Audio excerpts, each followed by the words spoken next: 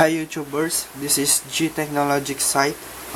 For today, I will cover about soldering irons and some electronic stuffs na pwede nyong ma-learn and maging guide sa inyo sa pagbili ng soldering iron and sa pag-select na rin ng solder na gagamitin nyo, especially pa sa mga beginners.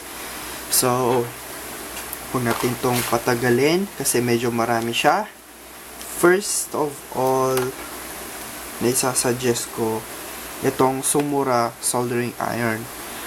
Sumura is one of the best companies in Japan na nagpo-produce ng soldering iron, pencil type. Meron din silang soldering station, pero I won't recommend Japan Tech for soldering stuffs like that kasi medyo mahirap bumili ng mga changeable tip nila na ganito. So ito, chronicle tip siya, changeable tip din. Yung barrel niya, under of it, meron siyang heating element. And if hindi nyo alam yung heating element,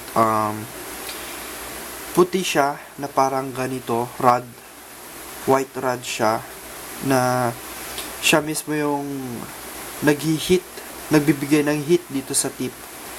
So, there are two kinds of soldering iron, pencil type. So, meron yung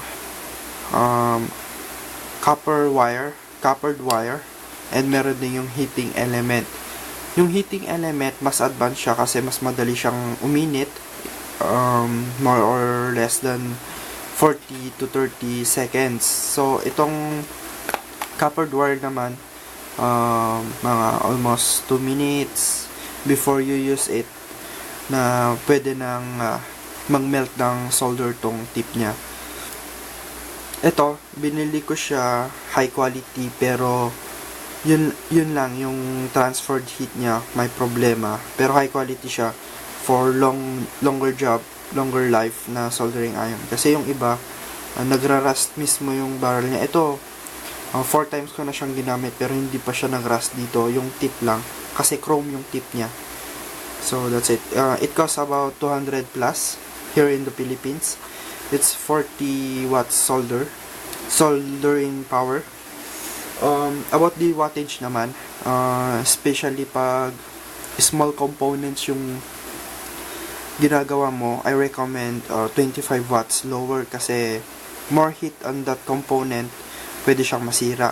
So, ako, 40, 30 watts, 60 watts, 100 watts kasi most na ginagawa ko ay mga power supplies and other stuffs like that. Like, gumawa ko ng power converter and power supply. So, hindi ko kailangan ng 25 lower na soldering iron kasi hindi niya mamemelt yung solder. So, if sa mga ganito surface mount na PCB boards, I recommend 25 watts and lower. So, next is this Sumura again na soldering iron. Ito naman yung 40 watts na favorite of all soldering iron na nandito kasi I think blue siya. And napaka-cute niya, tulad ko. Pero, yeah. Let's keep it that way. Next is this SY, ibang brand naman. Ito yung ginagamit sa Mariano Marcos State University Engineering.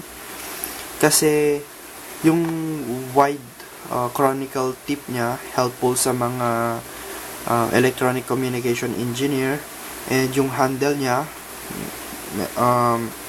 hindi siya rubber, parang natural sponge siya kasi hindi siya madaling mainitan. Nagko-consume siya ng heat or nagdi-dispose siya ng heat.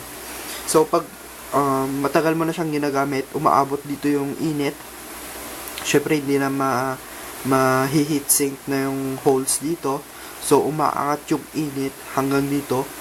So, hanggang dito na lang yung heat kasi dinidispose nito yung excess heat.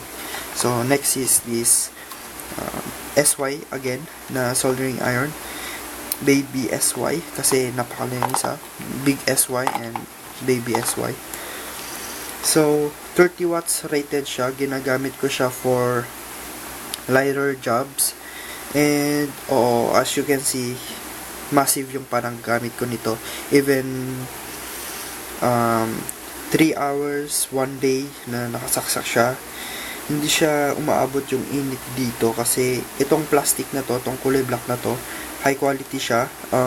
Ina-absorb niya yung heat and hindi siya madaling matunaw. So yan, next is Lotus brand. Kabibili ko lang to noon, hanggang ngayon di ko pa rin ginagamit, so kabibili pa rin siya. So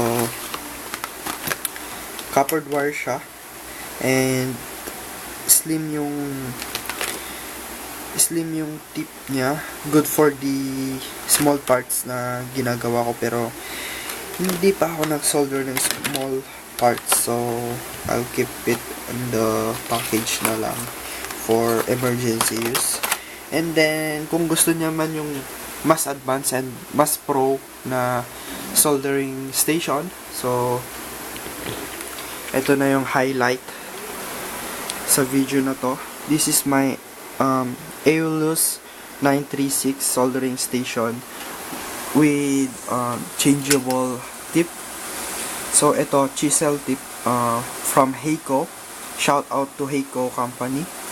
Isa rin siya sa mga pinaka the best na suppliers ng mga soldering stations. Heiko, Pace, Metcal, Weller, and Aeolus. Tas yan, madami pa. Pero yun yung mga recommend ko na mga brands. And bumili na rin kayo ng extra tips nyo kasi depending on your working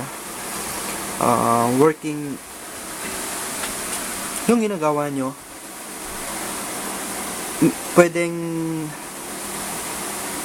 mahirapan yung solder na mag-melt kasi konti lang yung surface ng soldering tip nyo. So I recommend pag harder jobs or like wiring, I recommend the chisel tip, soldering iron chisel tip. And pag sa mga SMGs naman, I recommend the fine point tip. So hardworking. Pati ako hardworking. Madami pa akong hindi ko pa natapos tong experiment ko dito sa charger na to. If it in case meron siyang grant or wala. And then under progressing pa tong converter ko to 150 DC load to 0.40 millivolts. So hindi siya nakakonsult ng heat, even naglo-lower yung output niya, pero under progressing pa rin siya. Tapos yung pulse width modulation, i-review ko siya sa other video. Basta stay tuned, subscribe, and like the video. I love you guys. Thank you for the support. And shout out to my cousin who's working on Baguio, Kuya Ryan. Thanks bro. And thank you guys. See ya.